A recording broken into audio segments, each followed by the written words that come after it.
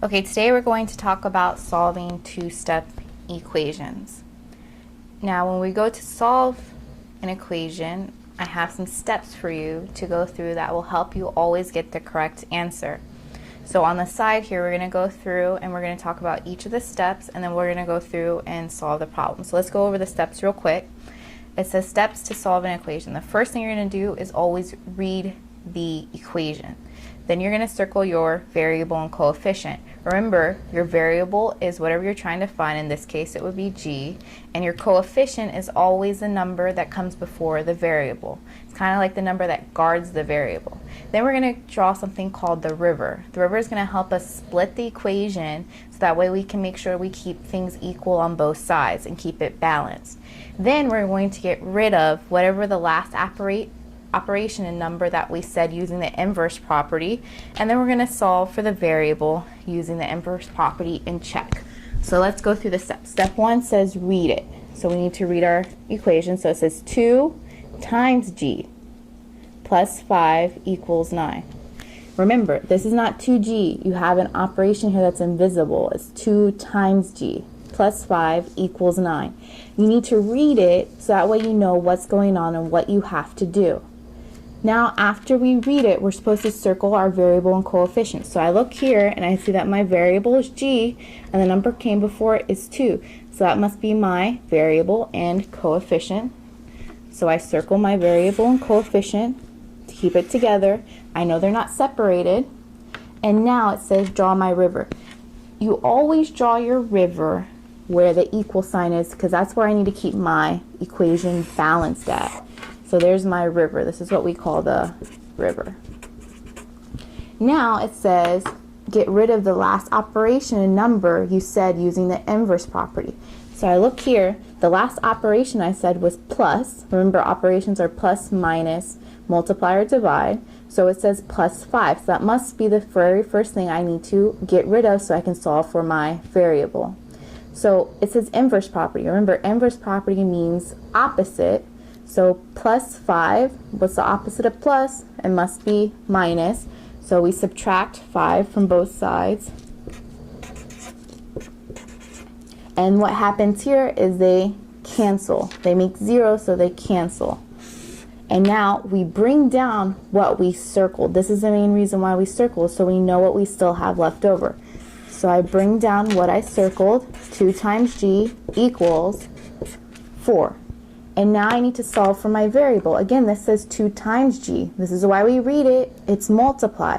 What's the opposite of multiply? The opposite of multiply is to divide. So I must have to divide both sides by 2 so I can get g by itself, and figure out what the answer is. So these cancel because 2 divided by 2 makes 1. So g equals 4 divided by 2 is 2. So my answer is g equals 2. The last thing is the check. Always make sure to do your check. So I go over here next to the answer and rewrite my problem. When I do the check, that means I have to insert or substitute my number in for my variable. So here it says g equals 2, so I must substitute g for 2. So this becomes 2 times 2 plus 5 equals 9. Order of operations, 2 times 2 is 4. 4 plus 5 equals 9. 4 plus 5 is what? 9. So does 9 equal 9? Yes. So check. Don't forget to do your check. Okay, next problem. Uh-oh, it has a fraction. I know a lot of you are afraid of fractions, but let's go through this and make sure that your fractions are good to go. So here it says 2 divided by 5 times, remember when there's no sign there, it means multiplication, times x plus 7 equals 11. So now I need to do my second step, which is circle my variable and coefficient. Here, there's my variable, but remember your coefficient's whatever comes in front of the variable that's attached to it, and it's 2/5. So my coefficient is 2/5. And then it says to draw my river.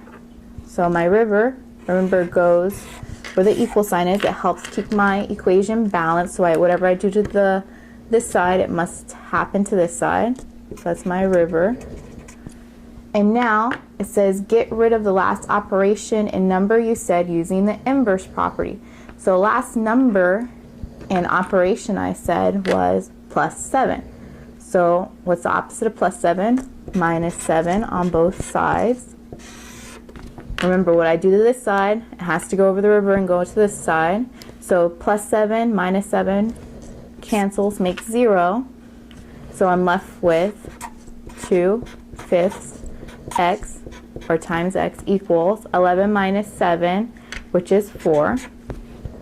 And now it says to solve the variable, for the variable using inverse property. I have a fraction here. In class we learned something we can do with a fraction. We called it reciprocal property. So reciprocal means that I can flip this upside down to get rid of it, and what I do to one side I have to do to the other side. So now here, if I look, these two cancel, the 5's cancel, the x cancels, or the 2 cancels to make just x. So that's 1x, or just x equals, now I have a whole number times a fraction. How can I make this whole number into a fraction? Correct, you put it over 1. So now that I put it over 1, I have another issue. How do I multiply fractions? Well, we multiply fractions straight across. So 4 times 5 is 20, over 1 times 2 is 2. But I'm not done. What do you notice I can do here with 20 divided by 2? Right, you simplify it. So I can divide 20 by 2, and that gives me 10.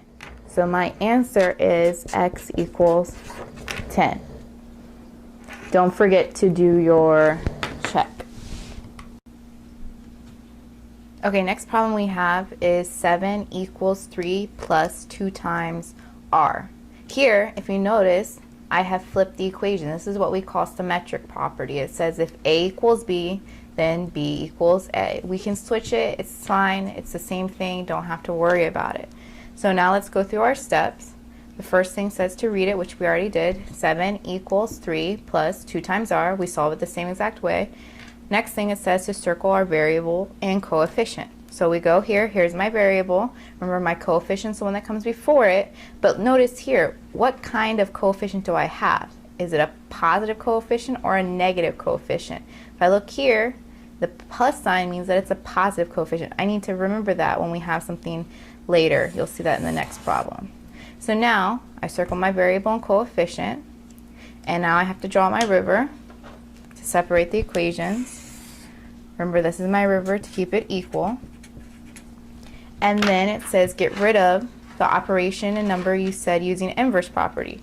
Here, when I read this, I have 3 plus 2 times r. This is a little tricky because I have a 3 here. How in the world am I going to do the inverse property to get rid of the 3? Here, the 3 is positive. There's an invisible plus sign. There's always an invisible plus sign in front. So it's positive 3. So the opposite of positive 3 must be negative 3. So I subtract 3 from both sides. So now I'm left with 7 minus 3, which is 4. And these cancel, bring down the 2r. So 4 equals 2 times r. I continue with my steps. That just changed a little, and now I have 2 times r. How do I get rid of the 2? 2 times r, opposite or inverse, is divide. So I divide both sides by 2. So r equals 2. And that's my answer. Now I do my check. Remember, I substitute the number in. So 7 equals 3 plus 2 times r, which was 2. Substitute it in. So 7 has to equal 3 plus 4.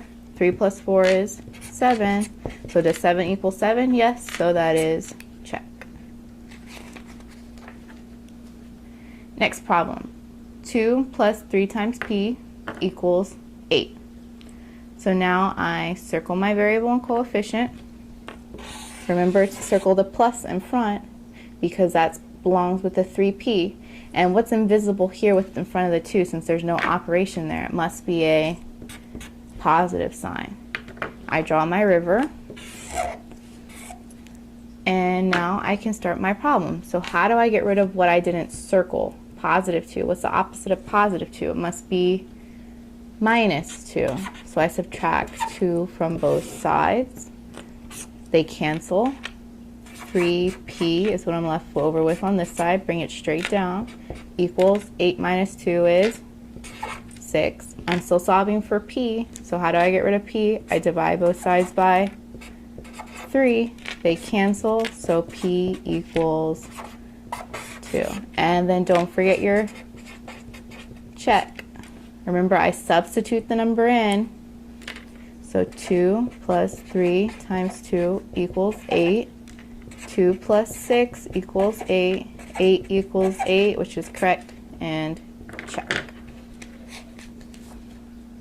Last one again is with a fraction. It's a little bit different than before, so let's go through. I read it. This says 2 times x divided by 3 plus 6 equals 26. So after I read it, I circle my variable and coefficient. Here's my variable. My coefficient here is actually 2/3. It's a fraction.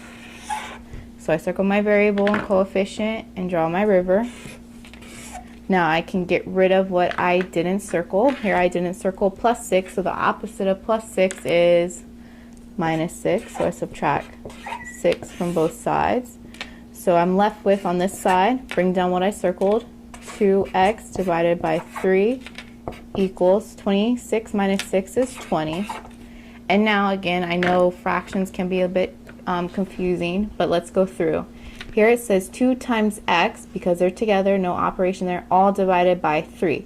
There are 2 ways that we can do this. One of the ways we already saw earlier was to do a reciprocal, but this way I'm going to try a different way and show you. So here we can repeat the steps that we had before, and I can circle 2 times x since they're both in the numerator, and what's left over is divide by 3. The opposite of divide by 3 is to multiply by 3. So that's how I'm going to get rid of this 3 in the denominator. So the opposite is to multiply by 3. I bring it to the numerator. And over here, since I brought it to the numerator here, I must multiply 3 over here. So now 2x equals 20 times 3 is 60. I'm still solving for x. How do I get rid of the 2? This is 2 times x. The opposite of multiply is to divide by 2 on both sides. So x equals 60 divided by 2. Simplify, and that is 30. Now I can do my check up here. Remember, I substitute in x for 30.